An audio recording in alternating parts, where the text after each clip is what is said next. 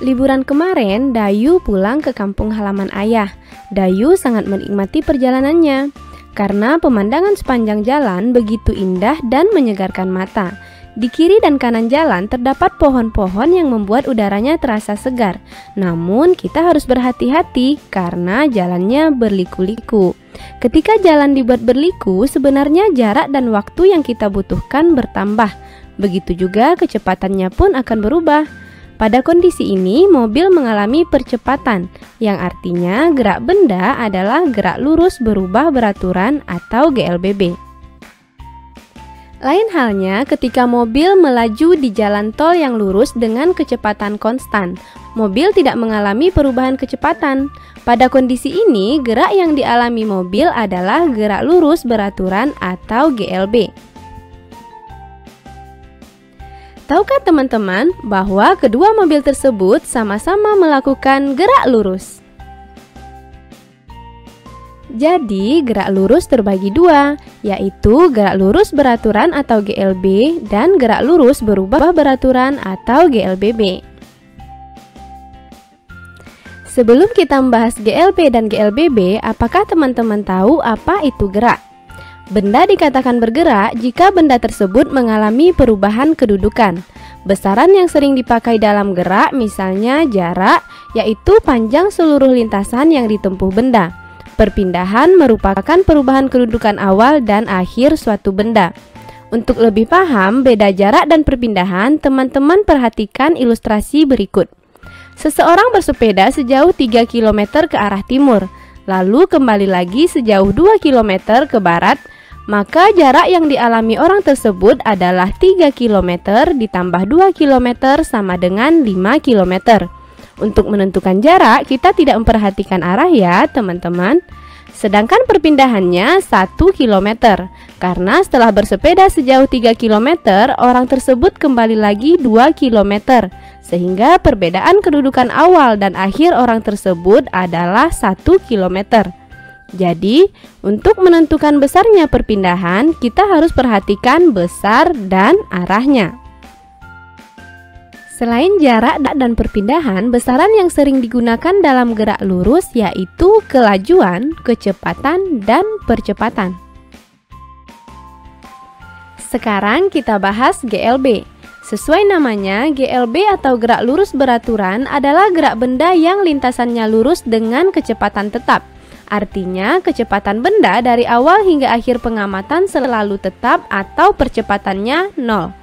Besarnya kecepatan dituliskan dalam persamaan V sama dengan S per T, dengan V adalah kecepatan dalam meter per sekon, S adalah perpindahan satuannya meter, dan T waktu dalam sekon.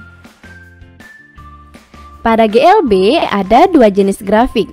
Grafik antara kecepatan terhadap waktu dapat ditunjukkan oleh grafik berikut, dan grafik jarak terhadap waktu digambarkan dengan grafik berikut ini.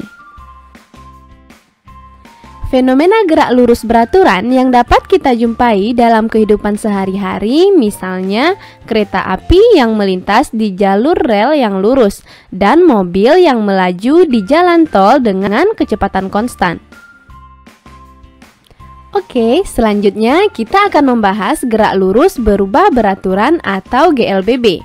GLBB adalah gerak benda pada lintasan lurus dengan percepatan konstan. Artinya, gerak ini mengalami perubahan kecepatan secara teratur sehingga menimbulkan percepatan yang tetap. Berikut ini persamaan gerak lurus berubah beraturan. Persamaan yang pertama, VT sama dengan V0 tambah A kali T. Persamaan yang kedua, S sama dengan V0 kali T tambah setengah A kali T kuadrat. Dan yang terakhir, VT kuadrat sama dengan V0 kuadrat tambah 2 kali A kali S. Dengan VT adalah kecepatan akhir dalam meter per sekon, V0 kecepatan awal juga dalam meter per sekon, A adalah percepatan satuannya meter per sekon kuadrat. T waktu dalam sekon, dan S perpindahan satuannya meter. GLBB dapat digambarkan dengan 3 buah grafik. Pertama, grafik percepatan terhadap waktu. Kedua, grafik kecepatan terhadap waktu. Dan terakhir, grafik jarak terhadap waktu. Adapun contoh peristiwa GLBB dalam kehidupan sehari-hari adalah pesawat yang sedang lepas landas dan berkendara di jalan menurun. Berdasarkan arahnya, GLBB kita kelompokkan menjadi dua, yaitu pada arah horizontal dan arah vertikal. Pada arah horizontal, benda dapat mengalami percepatan ditandai dengan kecepatan yang bertambah. Benda juga dapat mengalami perlambatan ditandai dengan kecepatan yang berkurang. Sedangkan pada arah vertikal, terdapat gerak jatuh bebas, gerak vertikal ke atas, dan gerak vertikal ke bawah. Supaya lebih paham, kita bahas contoh soal berikut yuk. Dari soal kita ketahui kecepatan atau V sama dengan 36 km per jam. Perhatikan terlebih dahulu satuannya. Satuan kecepatan dalam sistem internasional adalah meter per sekon. Jadi kita ubah dulu satuan kecepatan dalam meter per sekon. 36 km per jam sama dengan 10 meter per sekon. Dan T sama dengan 10 sekon. Yang ditanya jarak atau S.